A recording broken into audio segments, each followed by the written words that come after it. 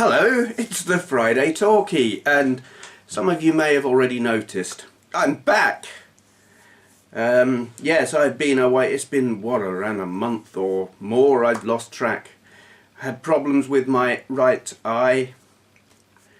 Hospital treatment, lasers, all kinds of nasty crap. So a big thank you to everyone who has wished me well and asked how I am and all those good things. How am I now? How is my eye? Tricky one to answer really. I can now look at a computer screen for more than 30 seconds without being in agony, which is good, because for quite a while I just couldn't focus, and when I tried it hurt. Too much time in front of the computer screen gives me a headache, but then it would anyway. Other than that, I've got a little bit of... There's just some stuff floating around in my peripheral vision off to the right. Other than that, it's alright, you know. I'm going to need some new glasses, because my vision in that eye isn't as great as it would have been. But, you know, it's not bad. I'll take it. The alternatives were not great, so yeah, things are alright. Now then, what have I got to talk about? I do have some stuff to talk about. I've actually got less to talk about than you would think. You would think it's been a month and whatever, so I must have all kinds of stuff to talk about. Well, no, because in that time I have not been gaming at all. Didn't play anything because I couldn't focus on a screen, and didn't watch. I watched some YouTube videos a little bit, more listening than watching really. So yeah, kind of out of touch a little bit, but I do have some stuff to talk about. And the first thing is it's a response to none other than Lawnboy's post 1975. He's an inspirational guy, it's got to be said. The number of times he'll ask a question, I'm like, that's a really good question. And he's done one now. I've already done something kind of connected to it on my Benway's World channel, but it's not a response to this, it's just... Well, I explain it there anyway. Yes, if you could go back in time and alter video games history, what would you... I can't read what it says at the end. Basically, yeah, what would you do? Right. I would go back to around 1990-ish, somewhere around there, Commodore, and I would sack Mehdi Ali, who was the CEO of Commodore at that time, and Alan Gould was in there as well. I don't know to what extent his involvement was the problem, but Mehdi Ali is widely regarded as the guy who took Commodore down. Appalling business decisions, concentrated Commodore on selling cheap PC IBM compatibles, but did it wrong, because the way to sell PCs was using the just-in-time method of stock control, where you got in the parts you needed just before you needed them, rather than keeping massive stocks, because the price of stock was going down all the time. But what Commodore did was buy massive bulk loads of stuff that it sat on for ages, and then when it came to sell them, they couldn't get what they'd paid for them, and it wrecked them. And PC compatibles were... You know, it was a very competitive market, and they were spending loads and loads and loads of money there, where they had their own system that they should have been developing, that was brilliant at that time, but that they just sat on and didn't develop, and that was the Amiga. They just... They spent a fraction of of money on developing it that they should have, and let it lag behind. Projects that they had going, he canned the Amiga 3000 Plus, the AAA chipset. You know, the AGA chipset was too little too late, and then the AAA chipset, they were working on it, but there was so little money being spent on it, but that by the time, if it had ever been completed, it also would have been obsolete.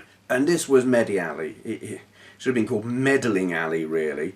Appalling business sense, business deals where, like the 4000, was it his brother-in-law or something, had these loads of PC cases that he bought off him and modified and made the Amiga 4000, something like that. I mean, gossip and rumour and whatnot, but appalling business choices, ignored a very exciting system in favour of PCs that they then couldn't sell for a competitive price. Just drag them through the dirt, wreck them, trash them. I would go back and I would sack him. In fact, I would never hire him. And I don't know, they needed a visionary. Commodore needed a Steve Jobs, or you know, someone like that, someone who knew what the score was, how to develop the system. I mean, the thing is, Commodore and the Amiga, the problem they had, apart from the funding going in the wrong places, was it was one company designing stuff for this. It wasn't a closed system, but the PC hardware developed outside of one company. You know, the Amiga had the Zorro bus board, Zorro 2, which was updated by Zorro 3, but these were still fairly limited, where bus boards for PCs, different companies would come up with different things, and the best things would kind of get used. It was kind of, it worked the way good business in an open business environment works. The best stuff, the stuff that sells as well, gets adopted. And maybe that could have happened with the Amiga, because you got the Amiga 1, which was developed later on, nothing to do with Commodore. You know, you got your PowerPC, CPU, and they went PCI, or something like, was it PCIe even? They basically used off-the-shelf PC hardware, but with the Amiga operating system on a PowerPC CPU. And they could have done this. They could have gone that route much, much, much earlier, and basically picked and, you know, off-the-shelf parts. Would it still have been an Amiga with that operating system? Yeah, I think so. I don't know. I don't know where the Amiga would be now. But if they had had a visionary in charge at the time, instead of someone who just wanted to take the money and run, who really didn't know what the hell they were doing, and, well, if allegations are correct, was just downright corrupt, yeah, could have been very different. Okay, what that is my response. It's completely incoherent.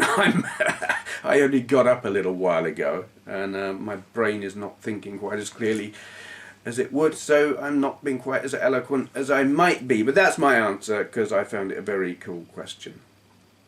Kick out Mehdi Ali. Okay, next topic. Engage brain, try and remember what it is. Yes, alright. Console gaming as it is right now, and is heading into Wii U, PS4, Xbox 720, whatever they're going to call them when they come out. We know some things about them, and we've heard some things about them. The Wii U, I don't take seriously, and it seems a lot of people aren't taking seriously if the media is to be believed. It's not selling well.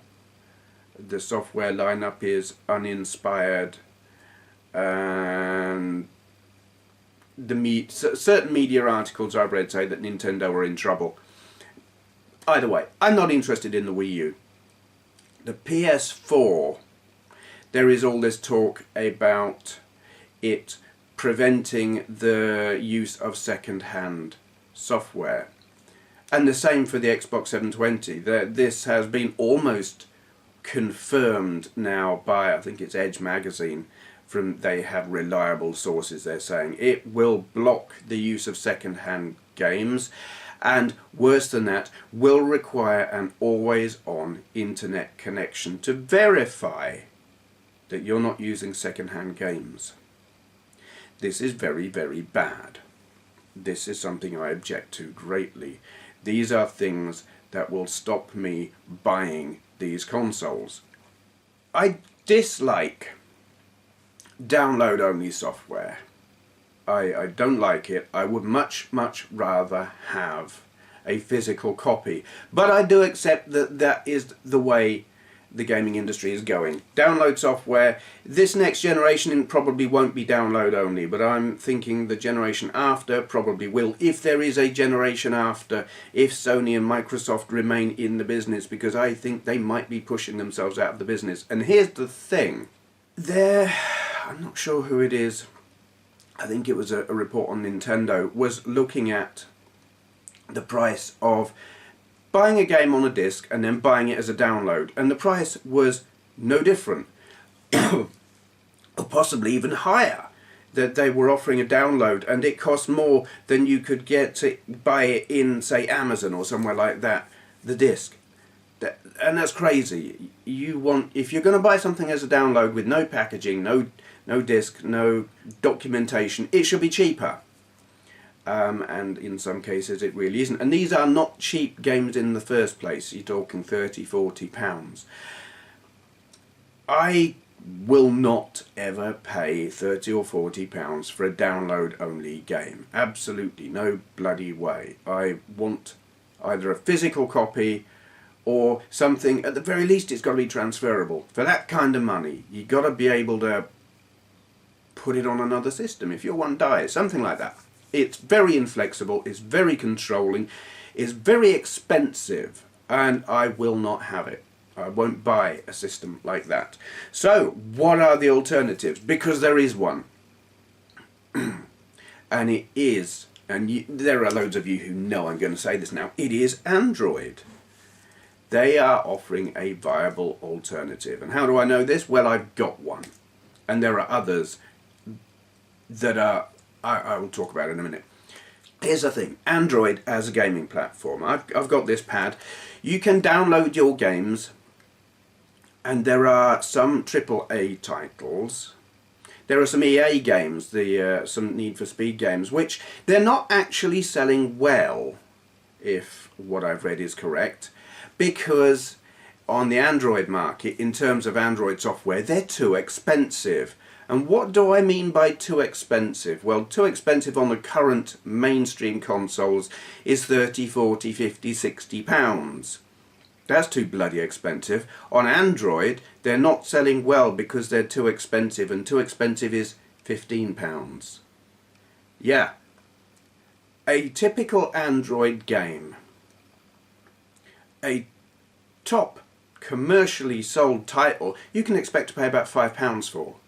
You start getting into the £10 range and you're talking way expensive. And here's the thing, a lot of the Android games are more about pick up and play. And speaking personally, that actually works better for me. I don't have time to get into the really big involved games these days. I have a social life. I have a life. So they turn out to be working quite well for me. Graphically, they are very, very impressive. They're not quite up with the PS3, but they are really good. And that will improve with time. They will develop the hardware. But there is a great deal of software that you can just get for free. And it's good. There is good stuff. Dead Trigger. It's a first-person shooter killing zombies. And it's brilliant. I have a video of it. I will talk about this in a little while. Very, very impressive. High-quality production. And it's free. It doesn't cost a thing, and you can spend money on it, upgrading your game weapons and stuff like that, or you can just work your way through the game and spend more time on it and upgrade. It's up to you whether you spend money or not. There is a great deal of software where it's like you get a level or something, and then you pay if you want more, or a full version, and full versions are cheap. You can pay anywhere between 50 pence or 64 pence or something like that, upwards, you know, a couple of pounds, fiver, tenner for a top title, £15 if they're being greedy bastards. And there's some quality stuff out there. And I think for downloaded software, the price structure that they have is realistic, where Sony and Microsoft are being greedy. So I'm playing this on a cheap pad. It costs £90, and it has better than PS2 quality graphics. It's high definition of a sort. I'm not sure what definition it's playing in, but it looks a whole lot better than my PS2 does when plugged into the same telly. And that was a £90 pad. You've got the Ouya coming out, which I'm not sure what it will sell for in the UK. I know it's meant to be $99 in the US. The direct conversion for that I read somewhere was about £64 with a bit extra on delivery. I don't know if, you know, when it officially goes on sale over here, what's it going to cost? Not a lot. Certainly probably about £99 the way things work in the gaming industry. What they pay in dollars in the US, we end up paying pounds in the UK, which is dumb, and someone's a greedy bastard for doing it like that. But that's generally how it works. And then you've got this other thing called the game stick, which is effectively, you've got a small game pad, and in it is a stick that you take out. It's like a dongle, but you plug it in your HDMI port on your telly. And I believe it's the dongle is the computer console controller thing, and it's so completely self-contained, and that is an Android gaming system. I don't know the specs. It's kind of going through the Kickstarter process at the moment, but it looks like it's going to happen. It's impressive, and these things are cheap. You know, what is your PS4 or your Xbox 720 going to cost? I don't know. I don't know what the Wii U costs actually in the UK. Is it $300 over there? I don't know what it is in the UK. But, you know, current or next-gen consoles are expensive. Android-based stuff, the hardware is cheap, the software is cheap. Yes, you don't get a physical copy, but at these kind of prices, I'll take it. And I'm buggered if I'm going to pay 30, 40, 50, 60 pounds for something that they control. They control what you can do with it. You know, you buy it, you can't sell it on, you can't play it if you're not plugged into the internet. Well, bang goes a whole section of their market. I find that completely unacceptable, and I think they're getting it wrong. And the Android scene is probably going to take off because it's got so many things covered. It's got big, proper, well-developed titles selling at a sensible price, and it's got casual gaming galore. Yeah, and I mean, thinking more actually, I'm thinking of a couple of questions or comments that people have made. Why am I into the Android thing, and reasons why they think Android won't work as a viable gaming platform. One thing that has been said is, well, the problem with Android at the moment is it is very fragmented. You've got different hardware with different capabilities, where the current generation consoles are a known quantity. But Android, you've got different memory, different CPUs, different graphics. And I thought about that and thought that's a fair point, except isn't that just like the PC? You have different levels of PC capability, and the software makers will just decide, are we going to target the upper end of the market or the lower end of the market, and everyone will get a slice, really. It is just like the PC market. It is viable, it works, it goes up and down in terms of how successful it is, but it's entirely viable. Anyway, we will see. And here we go. Some of you know this is coming. To follow how all of that works, I've started a new channel. It is called PlayingAndroidBadly. And what is on that channel is very self-explanatory given the title. I do what I do. I play video games on the Android system badly, and I'll just be downloading all the very cheap or free games, putting them on my pad, playing them. Not reviews, just doing what I do. Play the game, talk a load of crap, bit of humour in there, and see what they look like. I've had this channel up for a bit over a week, I think. I've got 3, 4, well, if you count the intro thing. I've got a introductory thing on there, video just explaining what the channel is all about, and I've got 2 gameplay videos on there at the moment. There will be more. I'll be putting up about probably between 1 and 3 videos a week, something like that. Just depends how I feel at the time. So the reason I'm doing that on a different channel and not here is it is a different audience. This channel is about retro gaming, where that is not retro, and it is something where I will be putting up videos on a regular basis, where I just don't think it would be fitting to put them on this channel. I don't want to alienate the people who subscribe to this channel because they want to see retro games. Where also I want to attract an audience there of people who are interested in Android games, who won't want to see a load of retro games. And I suspect the people who will come from here, this channel, and look at that one will be the ones who maybe just like the way I play games badly. or are into Android. Whatever the case, there is a separate channel. It's me playing Android badly. Check it out if you're at all interested. Okay, I have a shout out, so I am going to swing the camera round. Now then, here we go. Some of you, I would hope most of you, will be familiar with Trouble8385, who for a long time has done the YouTube gaming community video where he talks about what's going on in the YouTube gaming community, and it's a fantastic show. I watched it avidly, every episode pretty much. Anything like new channels, specifically interesting videos by particular people, anything that was going on, he would talk about it, and general topics regarding gaming that took his interest. And fantastic show, I loved it, and it was very popular. And then life kind of got in the way and he took a break from it I'm not sure how long it was, a couple of months it seemed like, or maybe it was more, I'm not sure. But anyway, he is back. He is doing the YouTube gaming community show again, but he's moved, and this is why I'm giving him a shout out, because that show, he's doing gaming related stuff on his Trouble8385 channel, I think, or another channel or something. Anyway, but the YouTube gaming community show has moved. He's put it on a channel all of its own. And there are some people, this is something I said in comments on his video, one of his videos. There are those who don't like to see channels splitting up and having breakaway spin-off channels or whatever. But I think if you're doing something very, very specific, it deserves a channel of its own. And the YouTube gaming community show, I believe, deserves a channel all of its own. And so does he, obviously, because here it is. YTGCnow.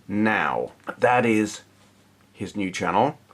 And it is the YouTube gaming community show. And I'm just shouting it out because he'd got a lot. How many subscribers had he got on his I don't know. Yeah, it got 1,700 and some subs, and it's hard when you make a breakaway channel to get back up to the viewership that you had, and this show, I think, just deserves that kind of viewership, and bringing it to your attention, I think, is very worthwhile because it's really good.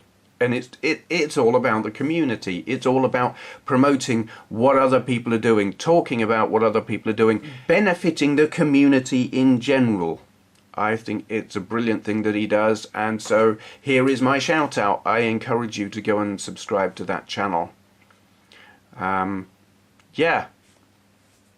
Can't really say any more than that. It's great. Go subscribe. So that's that. Closing comments. What have I got coming up? You know what? I ain't got a clue. More of the same. No, actually I do. It's going to be Amiga games, isn't it? Because I've got a pile of games that were sent to me by Smooth MJ. Big thank you, Malk. And I will be concentrating on them. I will probably drop in games from other systems in between the Amiga games. And while I'm doing the ones sent by him, I've also got a pile of Amiga games that were given to me a good couple of years ago by a chap called Mike down in Fareham, and I'm just having a look at those as well because, well, if I'm going to do Amiga games, I might as well look at those. Yeah. What else? Don't know. That'll that probably covers it quite well at the moment. I'm so completely addled. I've got a headache, so I'm not thinking too fluently right now. Other stuff coming up. Well, I mean, there is the stuff on my other channel. There's going to be Android games coming up. Some of you will have missed, there was a new Isambard Montague video on his channel. I've got stuff that's appeared on my Benway's World thing. The pick a point in history, change that, and how would that affect the world now? I don't think everyone who's seen that has necessarily entered into the spirit of it, or maybe I've not been specific enough in what it is I'm intending, because there are a lot of oh, but that wouldn't have happened like that, this other stuff would have happened instead. But what I was trying to do was be very specific and just refer to the things we know. I know history wouldn't turn out the way I explained, but I was being specific. If that doesn't happen, this doesn't happen. Take that out of the timeline altogether. It's a game of sorts, and some people got that and some people didn't. But anyway, it's an interesting thing to play around with. Okay, rambling. Gonna shut up now. It's good to be back. Thank you to everyone who said welcome back, and thank you for watching.